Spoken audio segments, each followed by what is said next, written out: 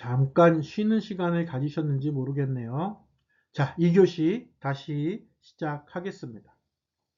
우리 1교시 때 뭐에 대해서 이야기했나요? 다윈, 그쵸? 다윈의 자연선택 이야기했습니다. 이 자연선택은 뭐였어요? 생물학적 세계를 설명하는 가치 중립적인 과학적 사실이었죠. 근데요, 19세기 후반에 들어서면 좀 다른 이야기들이 진행이 돼요. 19세기 후반, 이 생물학적 이론을 인간 사회, 계급, 민족 관계에 끌어들이기 시작합니다.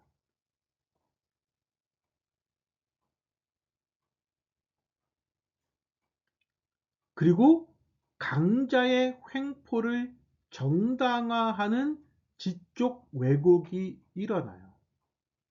바로 사회 진화론, 그리고 우생학이 그것이에요.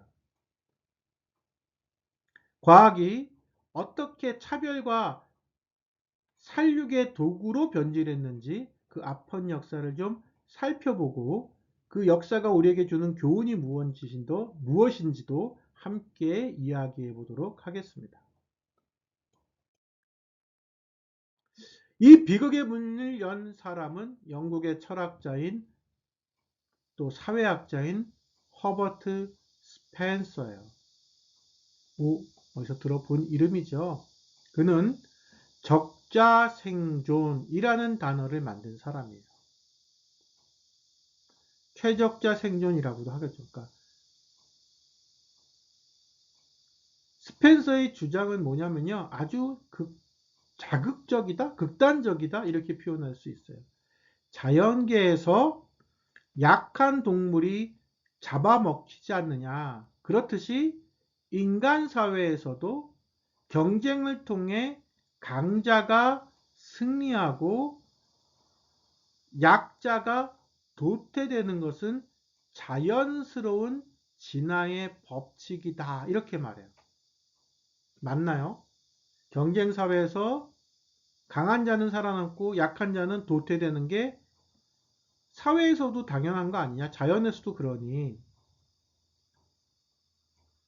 그러니까 우리 사회에서 성공한 사람은 우수한 사람, 실패한 사람은 열등한 사람, 부적응자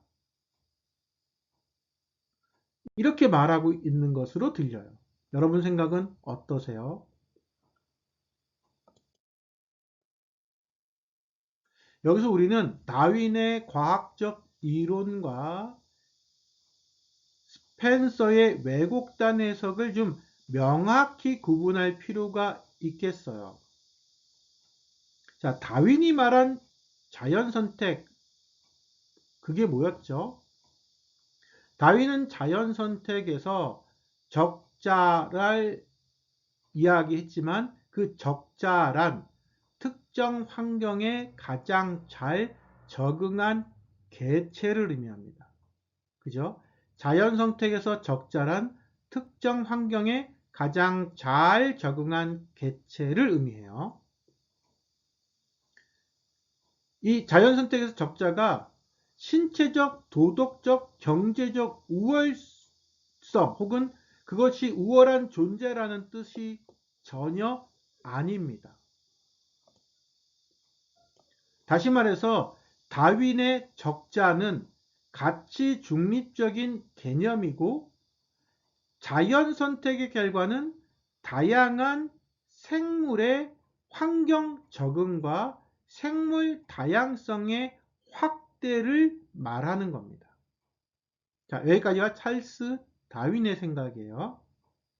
이제는 스펜서의 생각을 좀 들어봅시다.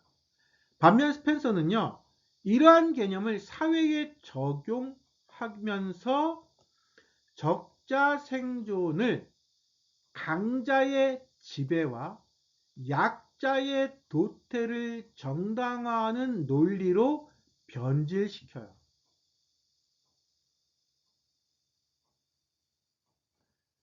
스펜서는 환경에 대한 적응이라는 생물학적 개념을 신체적, 도덕적, 경제적 우월성으로 해석합니다. 이런 해석이 사회적 성공을 곧 우월성의 증거로 간주하게 합니다. 다윈에게 적자는 남을 짓밟는 강자가 아니었잖아요. 다윈에게 적자는 뭐였어요? 단지 자신이 처한 환경에 적응한 생물이었죠. 예를 들면 털이 긴 늑대는 추운 북극에서는 생존에 유리한 적자겠죠. 하지만 사막에서는 어떨까요? 오히려 생존에 불리한 부적자가 될 거예요.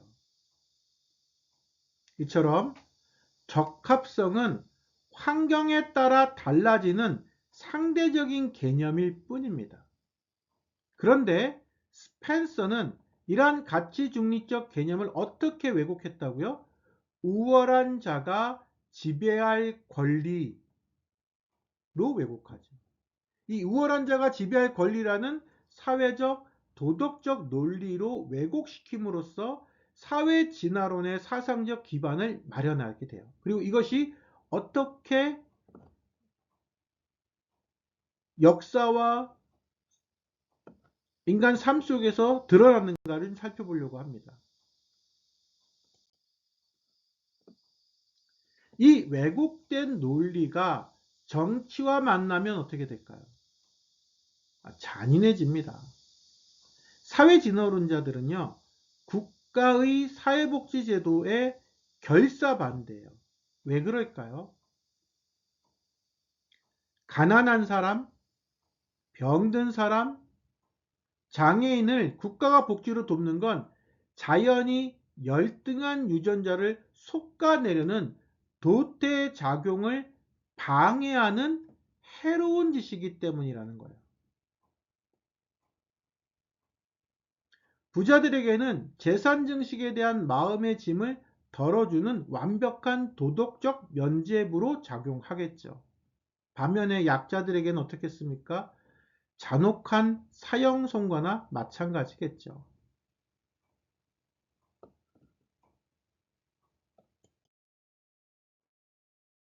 또 이 차가운 논리가 바다를 건너 식민지로 향하면 어떻게 될까요?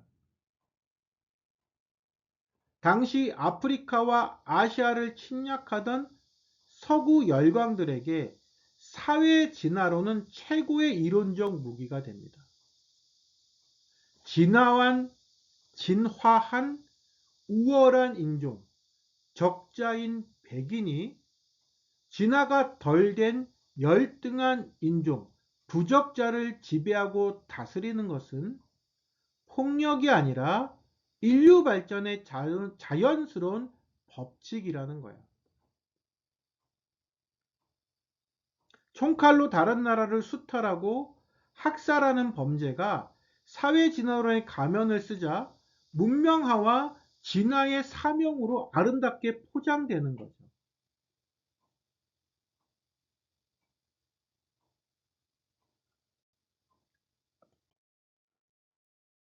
그리고 이 사회 진화론이 마침내 우생학이라는 위사과, 가짜 과학으로 진화하게 돼요. 창시자는 놀랍게도 다윈의 사촌 동생인 프란시스 골텐입니다. 골텐은 좋은 출생, 오이가 좋은 거거든요. 그리스에서 게닉, 탄생, 좋은 탄생이라는 뜻의 우생학을 제안하면서 이런 말을 해요. 농부가 가축을 품종 개량하듯 우리 인간종도 개량해야 한다. 똑똑하고 우수한 사람끼리 결혼을 장려하고 유전적으로 열등한 사람들은 아이를 낳지 못하게 막아야 한다.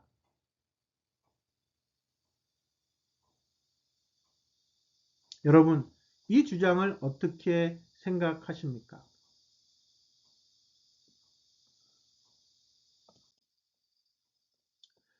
충격적인 건요, 이것이 책 속의 이야기로만 끝나지 않았다는 거예요. 20세기 초 미국을 포함한 서구 민주주의 국가들은 법으로 우생학 정책을 강행했어요.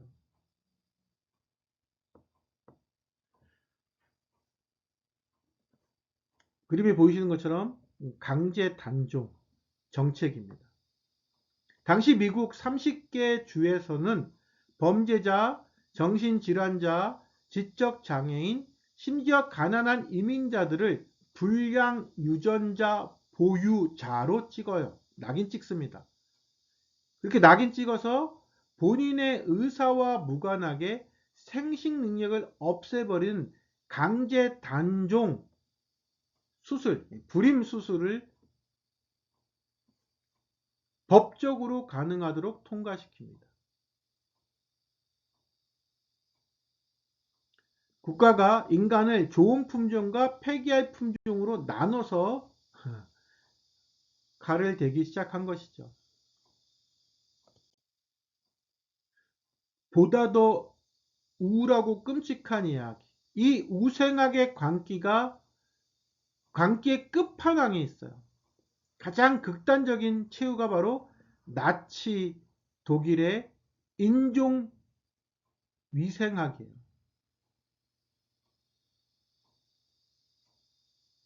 라센 히기에네, 독일어로 말하면 그렇습니다.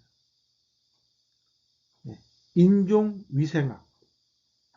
히틀러와 나치는요, 아리안 민족이라는 순수 품종을 만들어 내겠다고 장담을 하면서 장애인과 정신질환자 수십만 명을 유대인뿐만 아니라 독일인들을 가스실에서 살해합니다.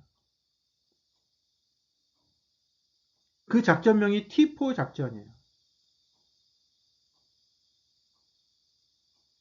그리고 그것은 마침내 유대인, 집시, 동성애자 600만 명을 살 가치가 없는 생명, 이게 그들이 나눴던 이데올로기인데, 살 가치가 없는 생명이 존재한다. 그 살 가치가 없는 생명은 학살의 대상이 됐던 겁니다. 살 가치가 없는 생명으로 간주해 학살한 홀로코스트라는 역사상 최고의 죄악을 탄생시키게 된 거죠. 과학을 위장한 오만이 낳은 광기, 더 나아가서 지옥이었어요. 그러니까 우생학은 과학의 이름으로 포장된 이데올로기가 만든 인류 역사상 가장 어두운 사건이었던 거죠.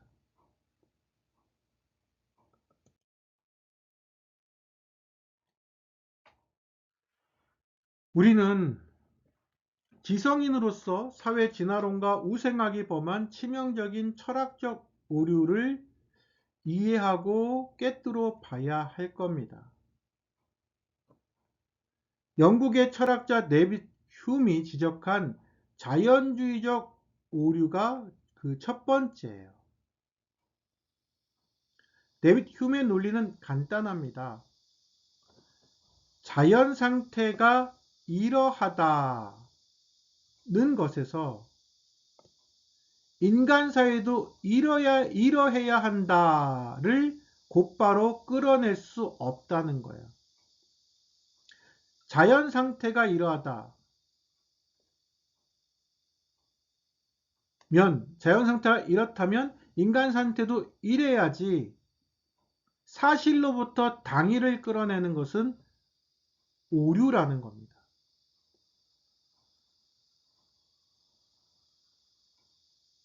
자연계에서 동물이 다른 동물을 잡아먹는 것이 있어요. 그 사실이 존재해요. 동물이 동물을 잡아먹는 사실이 존재해요. 그러면 인간은 인간을 잡아먹어도 됩니까? 자연계에 어떤 사실이 존재한다고 해서 인간이 약한 사람을 약탈하고 짓밟아도 된다는 도덕적 옳음의 근거가 혹은 당위가 될 수 있는가? 없죠, 당연히. 그러니까 자연에 존재하는 현상이 곧 인간사의 도덕적 당위일 수 없다는 게 데이비드 흉의 지적입니다.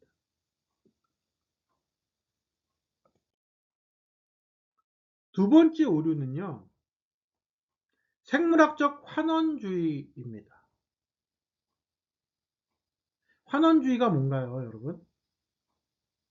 환원주의란 복잡한 현상을 아주 단순한 하나의 원인으로만 억지로 설명하려고 하는 태도입니다. 환원주의는 어, 공부를 하거나 공부를 하거나 공부를 한 지성인들이 하면 안 되는 대표적인 오류죠. 사회적 빈곤, 범죄, 교육 수준의 격차 이런 것들은 정치, 역사, 경제 구조 등 수많은 요소가 복잡하게 얽혀서 일어나는 결과일 겁니다. 그런데 이런 복잡한 사회의 현상들을 사회 진화론자들은 어떻게 설명하는가? 그들은 이 모든 것을 단지 그 사람의 유전자가 열등해서라고 단 한 가지 생물학적 이유로 환원, 즉 뭉뚱그려 버리는 겁니다. 유전자가 모든 것을 결정합니까? 쌍둥이로 태어났어요. 그래서 어떤 집의 조건이 있어서 두 쌍둥이가 각각 다른 부모에게 자라나요. 그러면 한 명은 한국에서, 한 명은 뭐 미국에서 자랐다고 합시다. 그럼 이 두 쌍둥이가 동일한 문제를 일으킵니까? 동일하게 성장합니까? 아니죠. 이런 환원주의적 설명 방식은 이렇게 표현해도 되는지 모르겠습니다만 학문적인 무지이자 사회 구조의 잘못을 은폐하려고 하는 오만인 겁니다.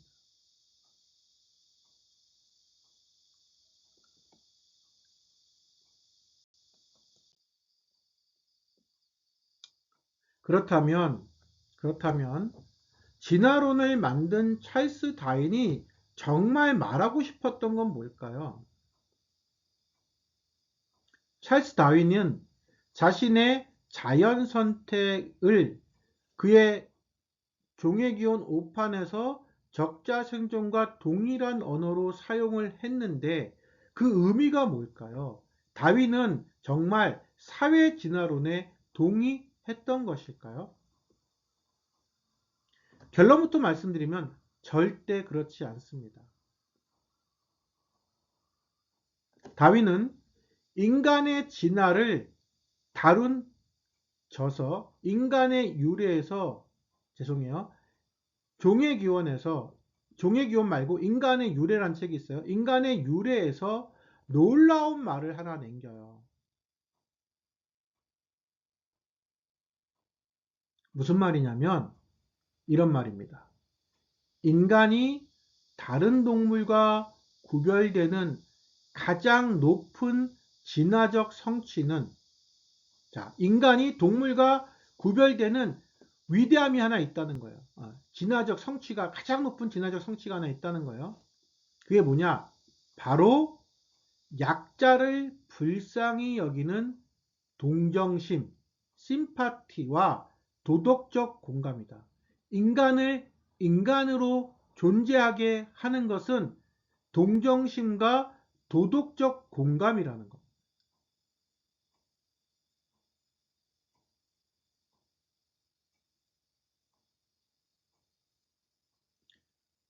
이 말은요, 다윈은 사회 진화론에 동의하지 않았음을 말해요. 인간을 위대하게 만드는 건 뭐냐? 약자들, 사회적 약자, 경제적 약자를 보호하고 협력하는 거라는 거예요. 이기적 경쟁이 아니라 연대, 협력이에요. 동정심과 도덕적 공감이에요. 다윈의 눈에 가장 고도로 진화한 인간 사회는 그럼 뭐겠어요? 우리가 앞에서 봤던 우생학적 오류들이겠어요? 히틀러와 같은 인종 청소였겠어요? 죽어도 되는 생명이 있음을 인정하는 거겠어요?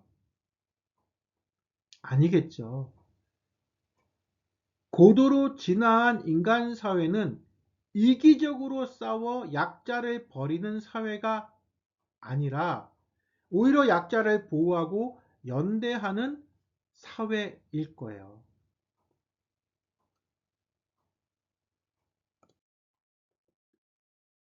오늘날 첨단 생물학 역시 사회 진화론을 철저히 비판합니다.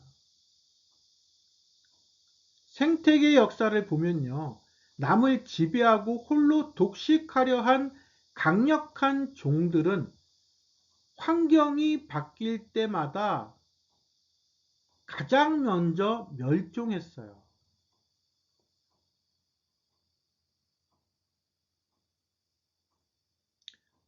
자연에서 살아남은 진정한 적자들, 최적자는 싸움 잘하는 최강자가 아니었어요. 우리는 그것을 사회진화론자들 때문에 오해하고 있었던 거예요. 적자, 생존할 때 적자, 최적자는 강한 놈, 피도 눈물도 없는 폭군, 그게 아니라 다른 종들과 공생하고 협력하고 환경에 유연하게 적응하는 개체들이었던 겁니다. 그러니까 최적자는 뭐냐? 적응과 공생의 능력을 갖고 있는 생명이었던 거예요. 생물학적으로도 약육강식의 독점이 아니라 다양성과 공생이 생명 유지의 핵심, 정답이었던 겁니다. 우리는 그런 과거의 불행한, 그러면 이렇게 말하는 사람도 있을 거예요. 우생아, 그거는 과거의 불행한 역사에 불과하지. 과연 그럴까요?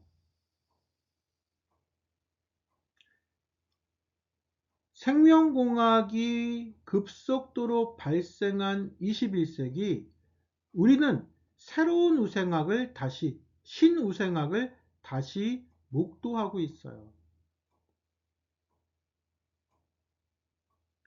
유전공학적으로 DNA를 조작해서 수정해서 디자인 베이비를 창조해낼 수 있다는 거잖아요. 포스트 휴머니즘, 트랜스 휴머니즘주의자들이 말하는 겁니다. 우리 수업 시간에 한 2주 전에 했나요? 3주 전에 했나요? 부모의 자본력으로 태아의 유전자를 조작해서 스마트한 맞춤형 아기를 만들 수 있다. 이거가 소위 말하는 자유주의 우생학 아닙니까? 그리고 우리는 이 자유주의 우생학의 유혹 앞에 흔들리고 있는 거 아닙니까? 그리고 사회적 실패와 가난을 오직 개인의 능력 부족으로 돌리는 것은 극단적 능력주의 사회 속에 여전히 사회 진화론의 그림자가 숨어 있는 거 아닙니까?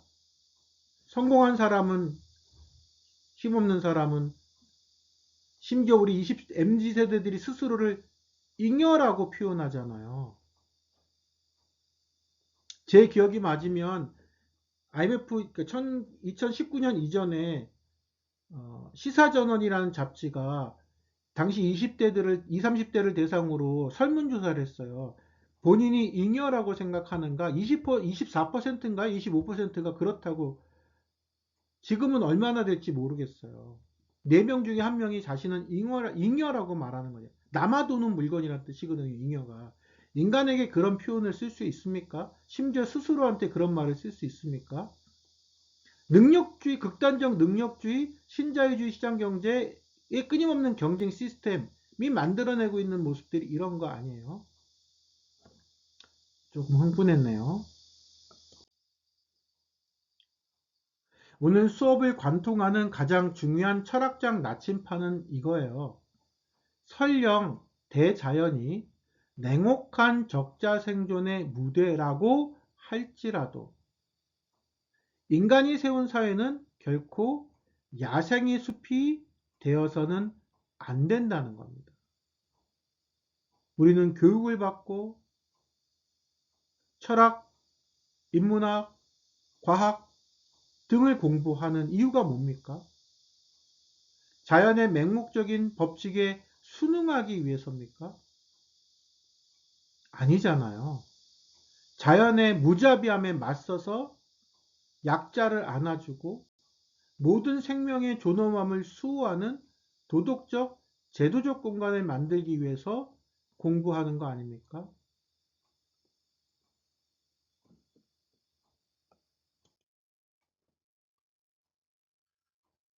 오늘 2교시 수업의 핵심 개념들은 사회진화론의 오용이죠. 비극의 기원, 우생학의 비극, 과학의 타락이네요. 윤리적 도약일 겁니다.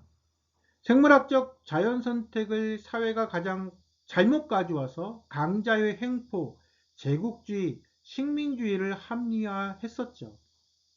그리고 인간을 가축처럼 품종 개량하려고 하는 오만이 강제 불임 혹은 나치의 학살을 낳았잖아요. 흉이 말한 것처럼 자연계의 사실에서 사회의 도덕적 당위를 이끌어낼 수 없다면 진정한 진화는 약자 보호와 공생에 있다고 할 겁니다. 함께 살아감. 과학의 힘이 강해질수록 그것을 올바르게 통제하는 철학적 나침판이 필요하다. 그리고 그것이 이 시대의 중요한 하나의 질문이 되고 있다. 이렇게만 정리할게요. 한번 수업 내용에 대해서 같이 고민해 주시고 다음 시간에 다시 뵙도록 하겠습니다.